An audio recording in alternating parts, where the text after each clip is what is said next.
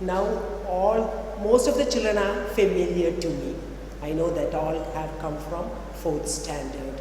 Now we all have reached 5th standard. Now Shobha Miss is taking social for all. Now the first lesson is know your planet. Now we all know on which planet we all are living. That is the Earth. Now you know that our Earth is a unique planet. Now what's a unique? Because there is life and air and water. Because there is air and water, we are able to live on it. That's why our Earth is called a unique planet. Now you know that the Earth is covered 3/4 with water and 1/4 of land. And the land masses are called continents. And the water, all these land masses are called continent, and the water is called what? Oceans.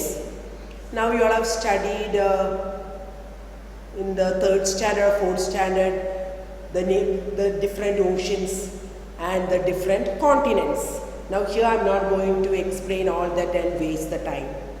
Now the next is the shape of the Earth. Now everybody knows the Earth is spherical in shape.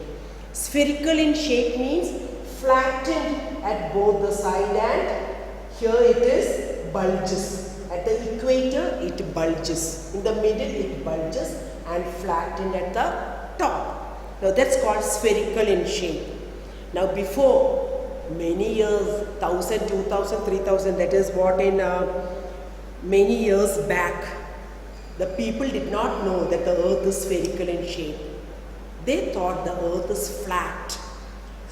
So this Magellan, a Portuguese explorer, he went round. He started from one point and sailed, and he reached to the starting point. That time he understood, our Earth is round in shape. Only if the Earth is round in shape, we are able to start from one point and come back to the same starting point. If it is a flat, what will happen? Suppose if it is a flat, the Earth is flat, what will happen?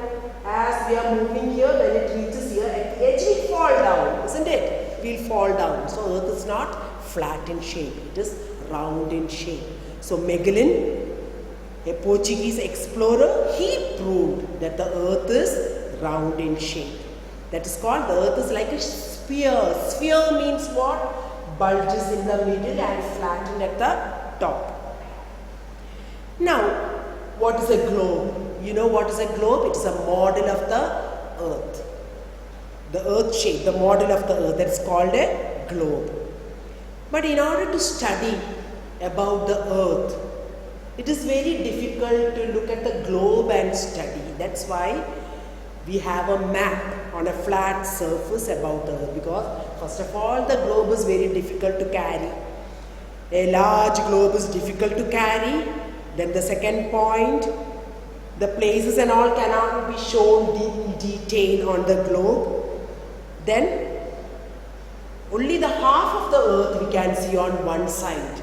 The other half is on the other part of the globe. So that's why in order to look at the globe and study, it's very difficult. That's why all the people refer to the map.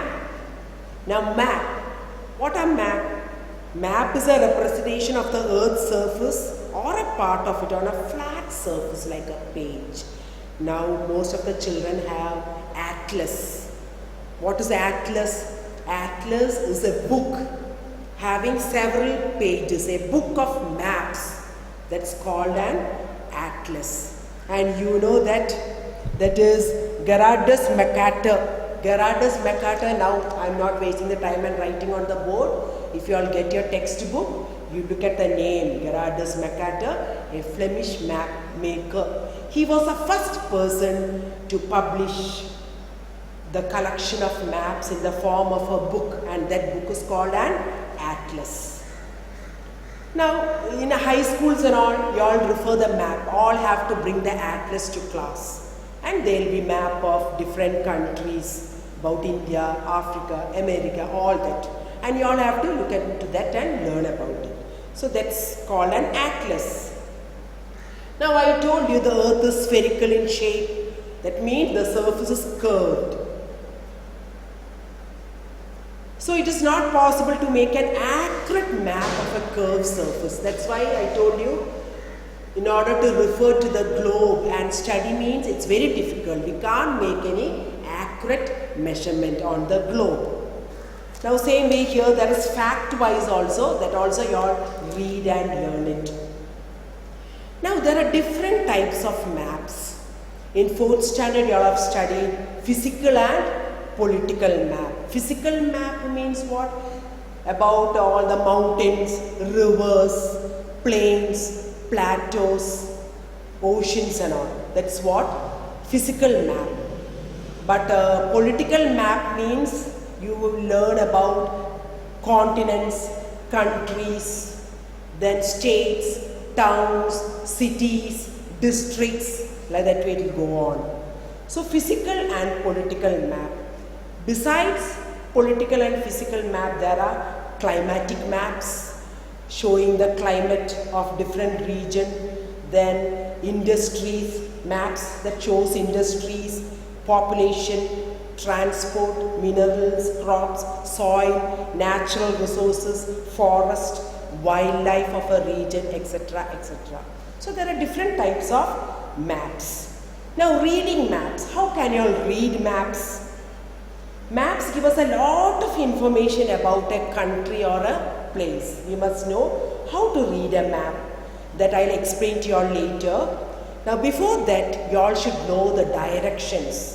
You know which are the 4 main directions. That is north on top, south at the bottom, then on your right side that is north, south, east, and on the other side west. These are the 4 main directions that you all have studied in 4th standard, I know that. And there are intermediate directions also. Between these 4 directions, that is north, south, east, west. Between these, that is northeast. Between these 2, that is southeast.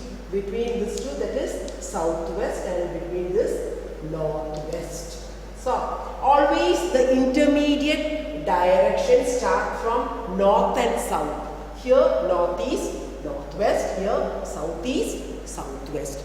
So which are the 4 main directions? That is north, south, east, west, and which are the 4 intermediate directions? That is northeast, northwest, southeast, southwest. Next, the scale of the map. That is now the actual scale of the map means, suppose for example from Calicut to Kotoli, somewhat it is how much meter, we can say some 4 kilometers, isn't it? From Calicut to Kotoli, 4 kilometers, I hope, 4 kilometers. So can we take this 4 kilometers to draw in the map from Calicut to Kotoli? No, it's very difficult. So we will take a scale. For example, a scale means 1 kilometer is equal to 1 centimeter. So 4 kilometers equal to 4 centimeter. So in the map, when we are drawing the distance between Calicut to Kotoli, it is 4 centimeter. That is, that 4 centimeters representing 4 kilometers. That's not. So that is called the scale of the map. So what's the scale of the map? The ratio between the distance on the ground, the actual distance, that is 4 kilometers, and the distance on the map, that what I told you as example, 4 centimeter, is known as the scale of the map. That you have to know the ratio between the actual distance and the distance in the map. That is called the scale of the map. Now next, symbols. Now what are symbols? Symbols means, that also I explained to you all several times. Symbols. In order to show, for example, the map of India. No take map of India, map of Kerala. Suppose we want to show where all churches are there, where all mosques are there, where all cities are there, where all metal roads are there. So for example, for mosque and all, for churches and all, we use like this kind of one cross.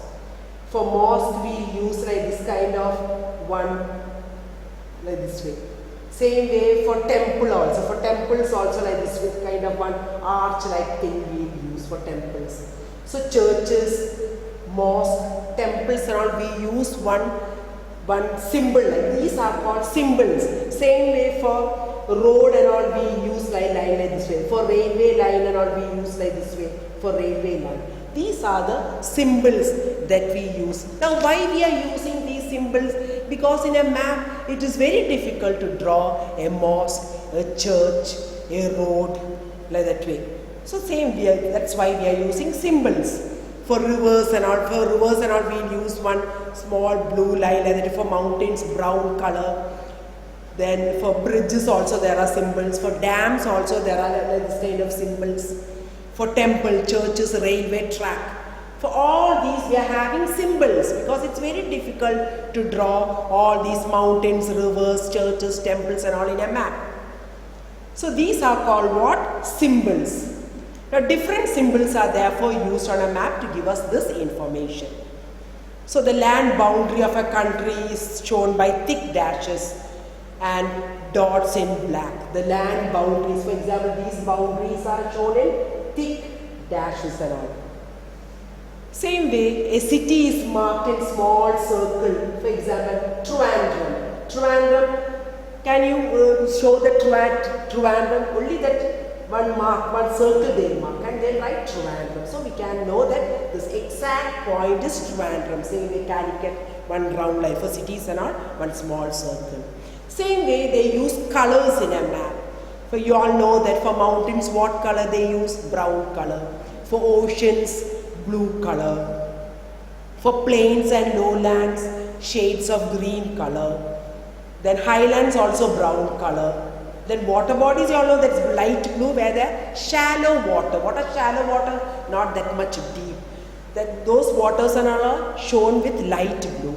And deep water oceans and all are shown with dark blue. Now same way, key. Now what is a key? Key means not the key that you all are using to open the cupboard. A key means you all notice all maps will have some small table like this way. In this you all can see that this is called the key of the map. So when you look at the key, you all will be able to know, you all will be able to read this map, what all they have shown. So the altitude. Now what is sea level? Now we are standing on the sea level. This is the sea level, the same level of the sea. Now as you grow higher, as you go higher and higher, the altitude goes up. That is 300, 600. For example, Wayanad and all, you all have to go that round the 9 pins. So when you reach on top of Wayanad, it will be somewhat 400, 600 meter altitude, and that way it will go on. So sea level. Then below sea level means we have to go below sea level means lower than the sea level. The higher than the sea level is called, that is altitude. They show the altitude. So all this you all can see in this map. That is 300, 600, 1350, 4005, that's showing the altitude, that is the height above the sea level. So that is about this lesson, only that much. And here I have drawn one showing the solar system, that I want you all to understand about solar. Solar system means the family, the sun at the center and all the 8 planets going around. Not only the 8 planets, now our Earth is 3rd in number. So Earth is having one satellite, that is the moon. The moon also goes around the same way. This Jupiter is having 12. Jupiter is having 12 satellites. Saturn is having somewhat 9 satellites. So all together, the sun in the center, all the 9 planets and the satellites together is called the solar system. That I want you all to know. It's not given in the textbook. Now here there are words to know.